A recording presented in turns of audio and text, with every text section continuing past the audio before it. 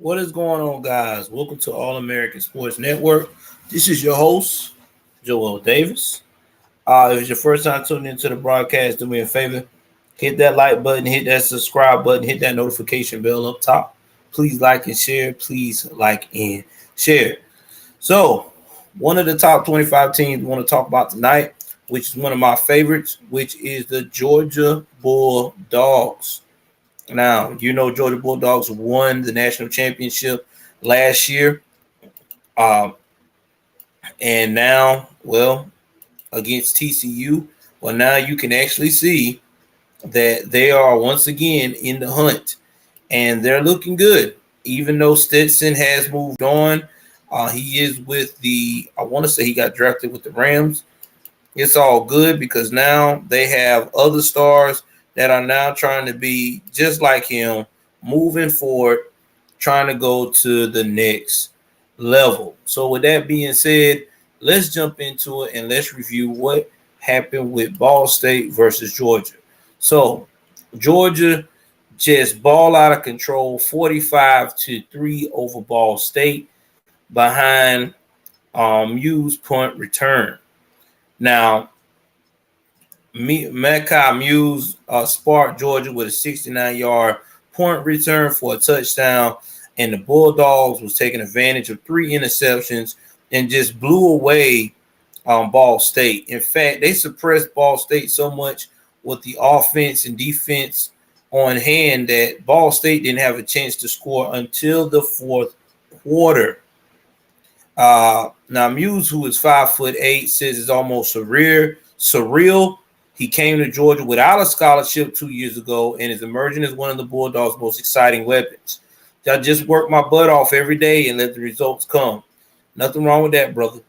Now, the 2-time reigning national champions were held scoreless in the opening quarter, but Georgia 2-0 finally got rolling with a 31-point outburst in the second period against the overmatched Cardinals, who is now 0-2. And everybody said it was Mews' gigantic punt return that gave them the momentum swing. He took a punt at his own 31. He shook off a couple of would-be tacklers. We passed another defender and found a wall of blockers down the sideline. Now, Mews also had a 47-yard kickoff return to start the game. Now, Georgia botched the opportunity when Peyton Woodring missed a chip shot field goal from 28 yards, but, it happens. Probably nerves. But there was a bit of a grumbling in the stands when Georgia offense, led by new starting quarterback Carson Beck, began sluggishly for the second week in a row. Now,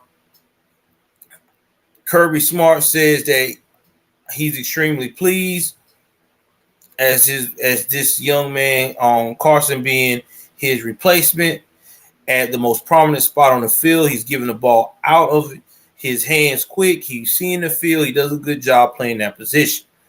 Now, please believe Beck finished 23 out of 30 for 283 yards.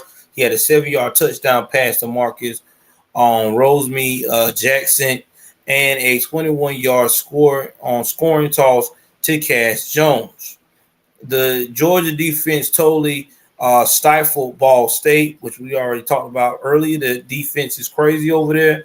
A Mid-American Conference school that filled an open spot on the schedule after the Bulldogs had to ditch a scheduled trip to Oklahoma because of Southeastern Conference expansion. Now, Malachi Starks and Chaz Chambers and Tyke, Smith had interceptions in the second quarter and followed by Georgia touchdown. Chambers was the first college pick, was particularly fortuitous. Now, Ball State freshman Kadeem Simoza, in his first college start, threw a pass towards the tight end Maximus Webster, who was busy blocking and not even looking in the quarterback's direction. The ball bounced off the back of Webster's right leg and right into the hands of Chambers. It's football, Chambers said with a stroke. Crazy stuff happens all the time. Then you got 2 plays later, Dylan Bell lined up backfield, took a handoff and broke it outside for a 21-yard touchdown. Smith interceptions off another deflected ball led to Kendall Milton's 1-yard touchdown run in the final minute of the first half. Then the second half, coming off a strong second half at the Kentucky in the season opener, Samoza was held 7-16 for 55 yards by one of the nation's top defenses. The Cardinals turned to the game one starter, Lane Hatcher, and third stringer Cal Kelly in the second half. Samoza didn't have much help either. Marquise Cooper was held to 8 yards rushing after gaining 90 against Georgia the previous year while playing for Kent State. We competed, Ball State coach Mike Mews said. Our guys gave it everything they had. And well, it wasn't enough. Now here we go. Here's what we're worried about for Georgia right now. They plagued by injuries. Their wrong running game is struggling. You got Dejon Edwards missed his second game because of a lingering knee injury, while Milton got only 7 carries as he comes back from a hamstring issue. Now, they finished with just 99 yards rushing and only 60 of those from players listed as running backs. The lack of depth is why Georgia turned to Bell, a receiver, to provide a spark on the ground.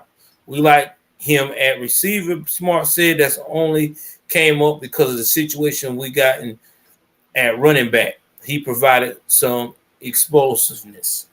The takeaways, Ball State, the Cardinals picked up a hefty payday as they fill in for Oklahoma, but it's time to get back to playing programs their own size.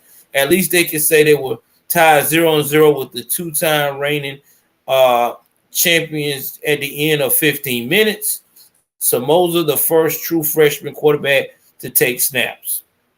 Now Georgia's still early to make a read on Beck. They're facing a lot of inferior competition in his first 2 starts. He made some nice throws, especially over the shoulder pass to Cash, but had a few stumbles against the Cardinals. There was a fumble while attempting to run for a first down through the Bulldogs recovered, plus an interception on a deep throw to a tightly guarded receiver. Now, Georgia hosts South Carolina in its SEC opener next Saturday, the 3rd or 4th straight home game for the Bulldogs to begin this season. Please remember, South Carolina is a small school and everything else.